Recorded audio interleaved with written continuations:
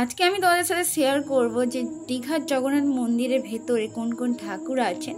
তো প্রথম প্রবেশদ্বারে ঢুকলে জগন্নাথ দেবের এই মূর্তিটি রাখা আছে। তারপরে দ্বিতীয় প্রবেশদ্বারে ঢুকলে বিষ্ণুদেবের এই বিগ্রহটি আছে, খুব সুন্দর লাগছে, তোমরা নিজেরাও দেখতে পাচ্ছ। যারা যারা ভিডিওটা দেখছো অবশ্যই একটু লাইক করে দিও, আর যারা যারা নতুন ভিডিওটা দেখছো আমার চ্যানেলে তারা প্লিজ একটু সাবস্ক্রাইব করে দিও, তাহলে আমারও একটু ভালো লাগবে।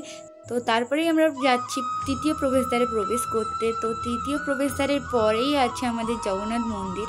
তো আজকে আমি তোমাদের সাথে শেয়ার করব, হয়তো কেউ আজ অবধি শেয়ার করেনি, জগন্নাথ মন্দিরের আসল জগন্নাথ, বলরাম এবং সুভদ্রা দেবের মূর্তি তোমাদের সামনে আমি তুলে ধরলাম।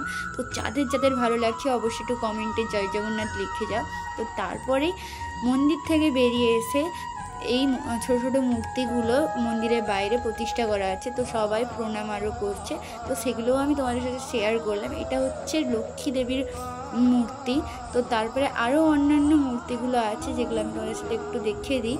তো আমার মা এখানে প্রণাম করে নিচ্ছিল। আমার চ্যানেলে জগন্নাথ মন্দির নিয়ে একটা লং ভিডিও পোস্ট করা আছে, তো যারা যারা এই ভিডিওটা দেখছো প্লিজ গিয়ে একটু লং ভিডিওটা দেখে এসো। তো আজকের জন্য বাই।